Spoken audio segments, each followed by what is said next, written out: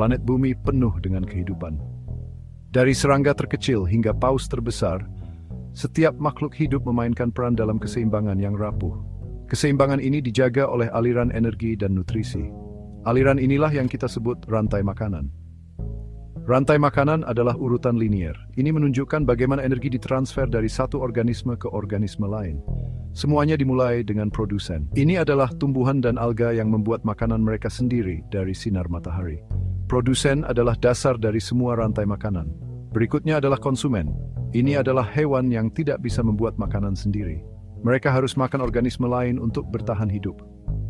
Herbivora adalah konsumen yang memakan tumbuhan. Karnivora memakan hewan lain. Omnivora memakan tumbuhan dan hewan. Terakhir ada pengurai. Ini adalah organisme bakteri dan jamur mengeluarkan tumbuhan tumbuhan.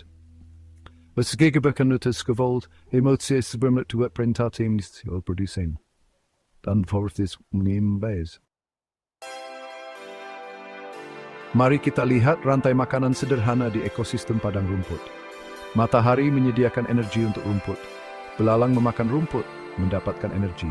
Celurut kemudian memakan belalang. Akhirnya burung hantu memangsa celurut.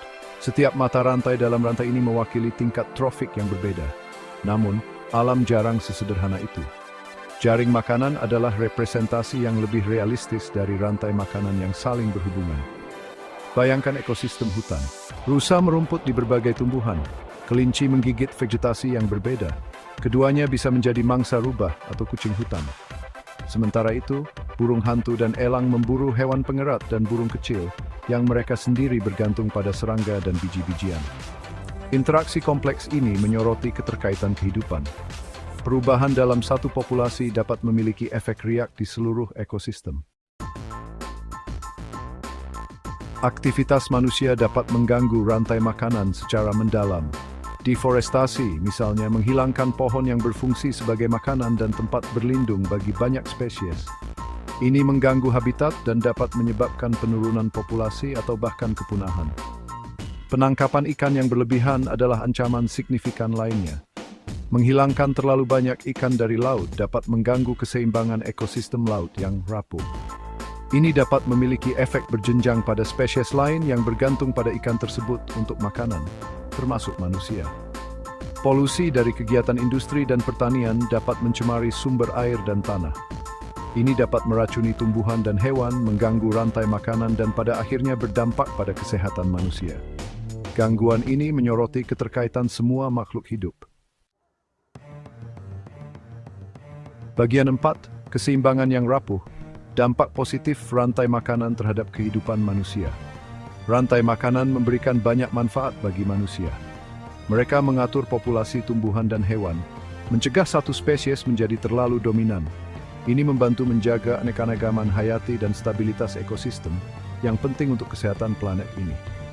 Rantai makanan juga memberi kita berbagai sumber makanan. Dari tanaman yang kita tanam hingga ternak yang kita pelihara, ketahanan pangan kita bergantung pada jaring kehidupan yang rumit.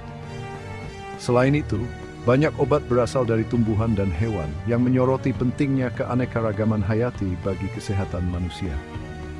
Memahami rantai makanan membantu kita mengelola sumber daya secara berkelanjutan. Dengan mempelajari interaksi antar spesies yang berbeda, kita dapat mengembangkan praktik perikanan dan pertanian yang meminimalkan dampak kita terhadap lingkungan. Ini mengestim spiritual sweeping ekosistem dan masyarakat manusia.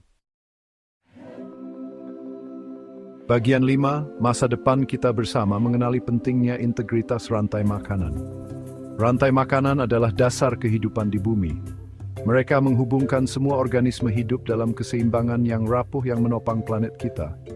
Aktivitas manusia dapat berdampak positif dan negatif pada jaring kehidupan yang rumit ini. Dengan memahami pentingnya rantai makanan, kita dapat membuat keputusan yang tepat tentang bagaimana kita berinteraksi dengan alam. Kita harus berusaha untuk hidup dengan cara yang menghormati keseimbangan alam yang rapuh.